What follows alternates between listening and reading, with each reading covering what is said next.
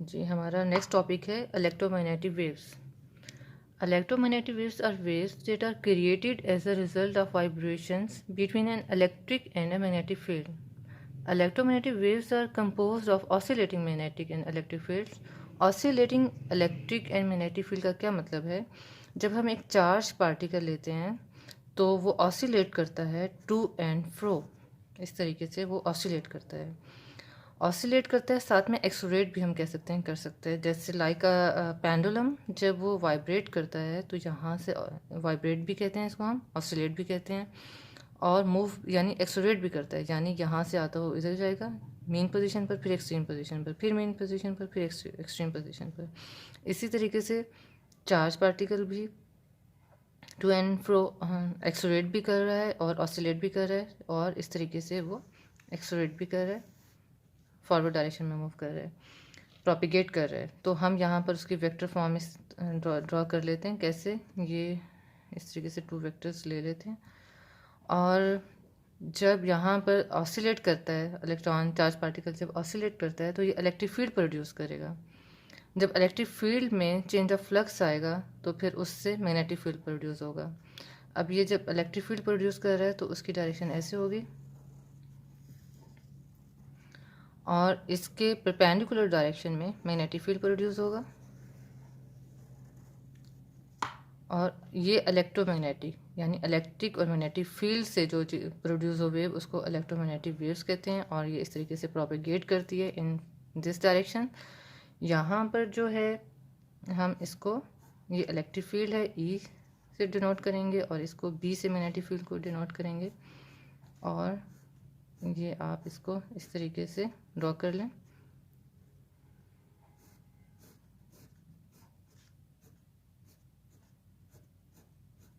ये एक दूसरे के परपेंडिकुलर हैं,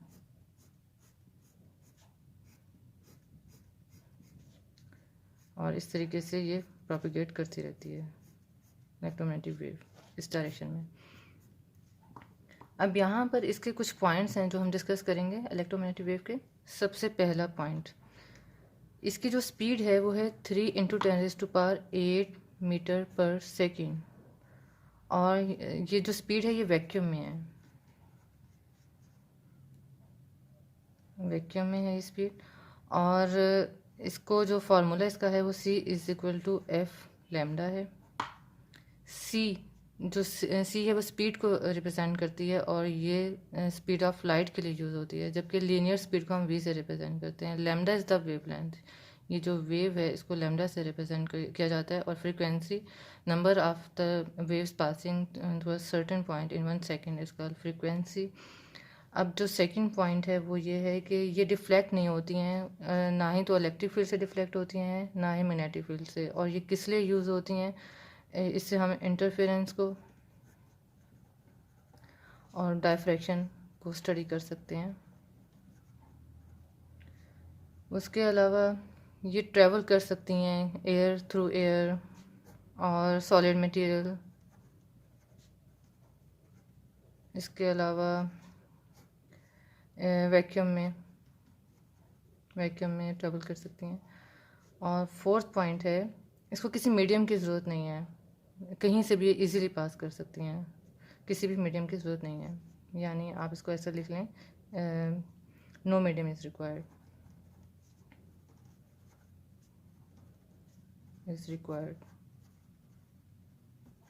अच्छा, फिफ्थ पॉइंट क्या हो सकता है इसको? ये ट्रांसवर्स वेव्स होती हैं। ट्रांसवर्स वेव क्या होती हैं? ये वेव है, और जो पार्टिकल परपेंडिकुलर मूव करें तो उसको हम ट्रांसवर्स कहते हैं, यानी उनकी जो प्रोपेगेशन हो perpendicular to the propagation of the wave, perpendicular हो, उसको हम ट्रांसवर्स वेव कहते हैं। और इसको मेजर किया जाता है एम्पलीट्यूड से, मेजर किया जाता है। एम्पलीट्यूड क्या होता है? मीन से जो ये वाला डिस्टेंस होता है इसको एम्पलीट्यूड कहते हैं, और वेवलेंथ, पूरी वेव फॉर्म को वेवलेंथ कहते हैं। और इसका 6 पॉइंट क्या है? Generally divided into 7 region, divided into 7 region होते हैं इसके। और 7 पॉइंट क्या है, क्या हो सकता है इसका? द कॉमन डेजिग्नेशंस आर, इसके कॉमन डेजिग्नेशंस क्या हैं? डेजिग्नेशंस मीन्स कि ये 7 रीजन्स कौन कौन सी हैं? फर्स्ट है radio waves, radio waves, second microwaves, third infrared waves, फिर विजिबल लाइट हो जाती है, ultraviolet, X rays, gamma rays. 1 2 3 4 5 6 7 regions में इसको डिवाइड किया जाता है। यहाँ पे थोड़ा सा मैं इसको ज़रा आपको वेवलेंथ और फ्रीक्वेंसी के रेफरेंस से एक्सप्लेन करती हूँ। वेवलेंथ, जो रेडियो वेव की वेवलेंथ होती है वो 10⁻⁷ मीटर होती है, और ये जो गैमा की है वो 10⁻⁻15 मीटर तक होती है, और जो इसकी फ्रीक्वेंसी है वो 10⁻⁻1 से शुरू होती है और 10⁻23 हर्ट्ज तक होती है। अब यहाँ पर रेडियो वेव जो हैं वो मीटर्स में इसकी वैल्यूज़ को लेते हैं। माइक्रोवेव्स की मीटर टू सेंटीमीटर में लेते हैं। इंफ्रारेड की मिलीमीटर से माइक्रोमीटर में लेते हैं। विजिबल जो होती है वो माइक्रोमीटर में होती है। अल्ट्रावायलेट नैनोमीटर में होती है। गैमा रेज जो होती है वो एंगस्ट्रम में होती हैं, और एक्स रेज एंगस्ट्रम में होती हैं, और जो गैमा रेज है वो फेम्टो में होती हैं, फेम्टोमीटर में होती हैं, यानी उसको 10⁻⁻15 कहते हैं। जब वेवलेंथ ज़्यादा होती है तो फ्रीक्वेंसी कम होती है, और जब वेवलेंथ शॉर्टर होगी तो फ्रीक्वेंसी ज़्यादा होगी। ये तो एक थोड़ा सा कंपैरिजन था वेवलेंथ और फ्रीक्वेंसी का। और ये सारी के अल्ट्रावायलेट जो इलेक्ट्रोमैग्नेटिक वेव्स होती हैं उसके 7 रीजन कौन से हैं, वो इस तरीके से आप इसको याद करेंगे तो आप इजीली इसको लर्न कर लेंगे।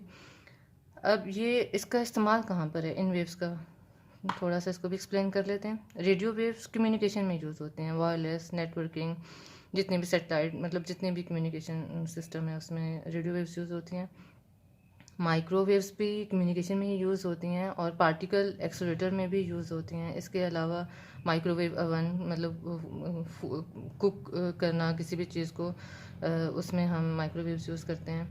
और इंफ्रारेड जो हैं, इंफ्रारेड ये इनविजिबल हीट के लिए यूज़ होती हैं, इनविजिबल हीट के लिए। और विजिबल लाइट जो है ये जिसमें हम देख सकते हैं, सबसे इम्पोर्टेंट हमारे लिए तो विजिबल लाइट ही है।